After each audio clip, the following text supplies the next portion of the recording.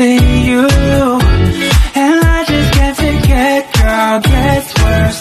I spend all night trying to feel good, trying to forget about you. I can't forget about you. Oh, Hi everyone! This is Nana Roquetera. Andito naman ako at magbida-bida, charing. So ako po si Nana Roquetera. Dito po ako nagtrabaho sa Dammam, Saudi Arabia. Isa po akong katulong sa bahay na masipag, na matyaga, na maganda, charing. Tapos ayan po ako sa labas, ang aga-aga, naglilinis po ako. Inutusan kasi ako ni Madam, nadiligan ko daw yung kalachuche. Diba, yung kalachuche madidiligan, tapos ako, wala akong sinabi. Tapos ayun, magdilig daw ako ng kalachuche. Tapos bago ko diligan, kunin ko yung mga patay na dahon. Tapos ayan, nagbanlaw na lang din ako sa labas kasi sobrang dumi niya, guys. Ang dami niya mga ipot ng ibon, kaya ayan, nilinis ko.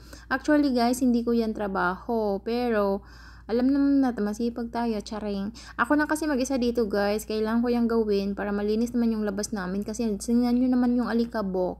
Wala na kasi yung isa kong kasama. Nandun, hiniram siya ng alaga kung may anak na. Siya yung nagbabantay ng bata for today's video. So far, ako na lang yung nag-iisa dito sa aming bahay. At akin na lahat, laba, plancha, luto, linis, mga ganyan. Lahat na guys, lahat.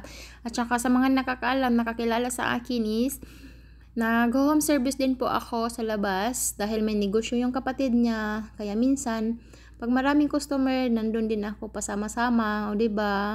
Ang sipag ko. Charot. Hindi po talaga ako masipag, pero wala na talaga akong choice. Diba? Kasi nga, utos ng amo.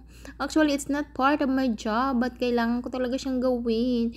Nagreklamo naman ako, pero ay, nako. Hindi ko alam kung kailan pa aksyonan ni Tolpo, charing.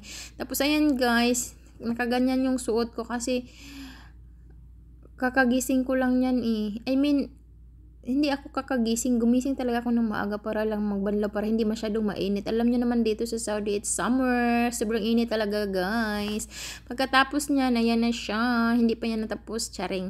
Hindi pa yan tapos at nagbanlaw pa talaga ako dyan ng todo-todo. Pero sa gilid may mga palikabok pa doon. Ay, bahala na si Batman. Kasi ang tagal talaga niya maglabas ng tubig. Kasi nga, yung may harang. So, kailangan ko siyang walisin. Ay, nako. Alam nyo guys, dito sa Saudi, kahit hindi mo trabaho, kailangan mo talaga siyang gawin.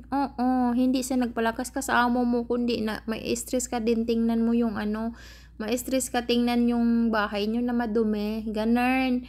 Pero yung iba kasi yung katulong, bawal talaga silang lumabas, guys. Kahit nga magtapon ng basura, hindi yan sila makapagtapon. Uuwi na lang yan sila, hindi sila kakakita ng bakala.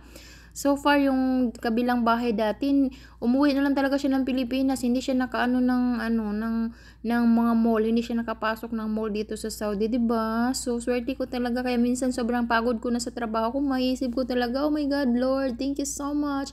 Swerte pa rin talaga ako. Kasi, kahit sobrang kong daming work, pero kung gusto ko mag-relax, nakapag-relax naman talaga ako. Kung gusto ko matulog, makatulog ako. Ganon.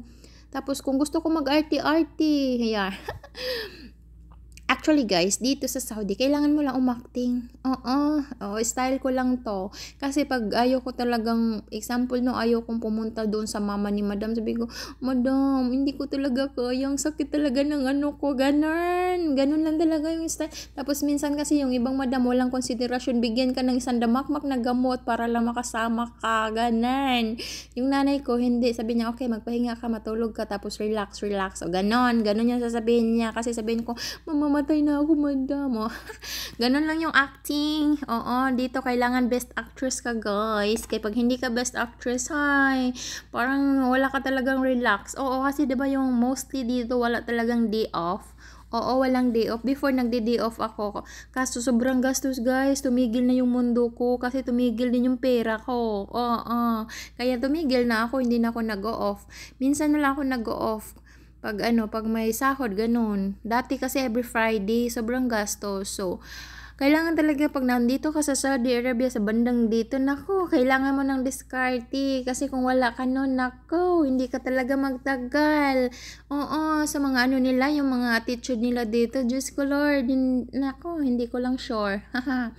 Pag ano talaga, naku, pag yung ibang madam, sus, Diyos mio, Marimar, kahit pagod na yung katawang lupa mo, sige pa din ang sige ng utos, oo, yung iba kahit yung tissue na sa harapan lang nila, kailangan ka pang tawagin, sobrang Diyos, parang, sobrang tamad. Kaya ako pag minsan ako dinadaan ko sa aktingan. Oo, natalo sila ni Manilin pag kahit hindi naman masama yung ko, sabihin ko talaga ganun. So, ayan, for today's video din, 'di ba? Papunta kami ng Alhasa. As you can see, desierto yung nakikita niyo. Oh, wow. Desierto naman talaga dito sa Saudi. Hindi na, wala nang bago doon. So, nakikita niyo lagi yung video ko, laging ganyan. Guys, pasensyahan niyo na, wala na talagang ibang view. Hindi kayo makakita ng ibang view dyan. Oy, desierto all over. May ibang view naman pero mall. Ay, basta, yan lang yung nakikita nyo. Pagtsagaan nyo na. At saka guys, may isisingit ko lang. Yung mga big truck dito is, may curfew yan sila. Tapos, pag nasa daan, hindi yan sila pwedeng mag-overtake. Nasa kabilang side lang yan sila, nasa pinangkagilid. Yan lang yung dadaanan nila.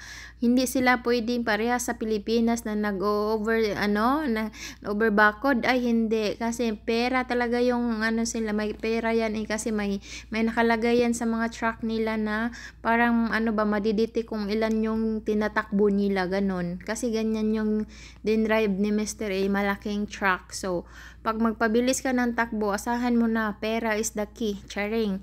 So, ayan, papunta kami ng Alhasa kasi nga may party doon at ako'y mag-aayos sa buhok ni Madam. Oh, pak, isa pa dyan. Yung mag-aayos ng buhok dito guys is malaki yung pera. Oo, kung mag-order sila, kung magpabook sila sa salon, ang worth po nung pag-ayos ng buhok is 400 riyal. Imagine nyo yan, ilang sakong bigas na mabibili mo dyan. Pero sa akin, libre yan. Ako yung nagbo-blower, ako yung nag-design, nag-hair doon ng buhok ni Madam. And, thank you, diba? Thank you lang yung makukuha ko, guys. Parang, sobrang swerte talaga ni nanay sa akin. Nakatipid pa sila, napirahan pa ako. Actually, napaisip ako Ako lang nagsasahod ng sarili ko, to be honest. Kasi nga, ako yung nagtatrabaho ko sa salon eh. Yung salon kasi, naghahati sila dyan sa kita ng kapatid niya, diba? Kaya nga, minsan, pag nagtiyaga talaga ako mag-aral guys, to be honest lang. Kasi nga, gusto ko nang maahon yung sarili ko dito sa putik, char. Hindi naman siya actually, kasi, thankful naman talaga ako kasi hindi lahat din ng katulong na may time pa mag-aral, 'di ba? Kasi nga yung iba 2:00 ng umaga tinatawag pa sila, ganon. Ayan ako, swerte ako kasi si nanay nagdo-drive, charing. Huwag kayo dito sa Saudi, nanay namin yung driver namin, ganyan kami kayaman, charing. Tapos pagdating ko, ayan yung katulong ni Lola doon sa kabilang mundo.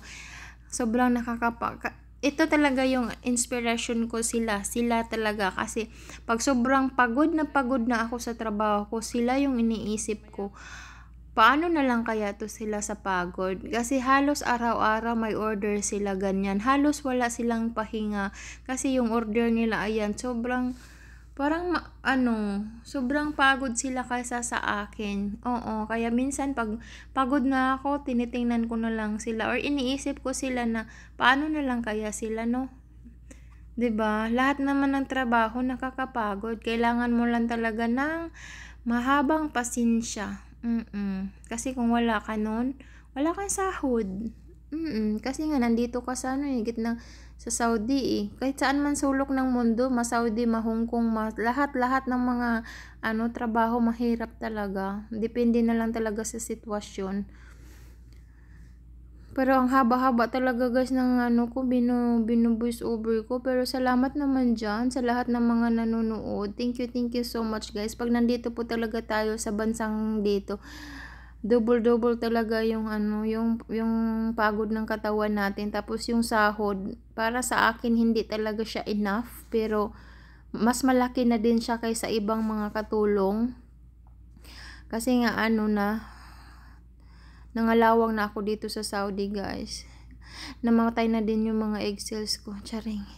Tapos yun lang guys, maraming salamat po sa lahat ng mga nagsuporta sa akin, sa lahat na magpunta sa video ko. Thank you so much everyone, and really appreciate it. And ano pa ba? Thank you sa lahat ng mga adventurers. Kahit hindi na ako masyadong nakasupport. Thank you so much po. Yung tawag dyan guys is Haris. O yan yung pinakamasakit yung kamay mo pag ginagawa mo yan. Kasi kailangan mo yan siyang anuhin, gaganunin. Viral dapat may commission ako. Yan siya o yung sa lagayan. Diba? Haris. Haris. Mga taga Saudi lang. Tapos yan siya, tinamad na siya. Yung kinainan niya, isa niya. O diba?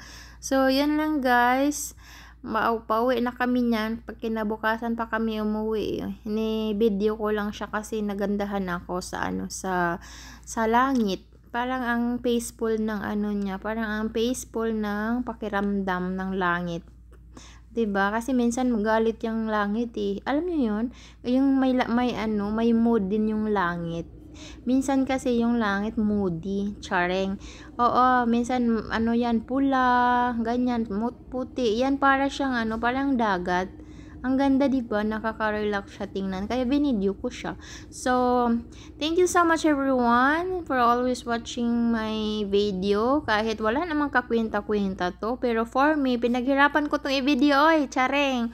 So, sa lahat ng mga nagsuporta sa akin, babush, baka naman pwede nyo i-like, subscribe, and share.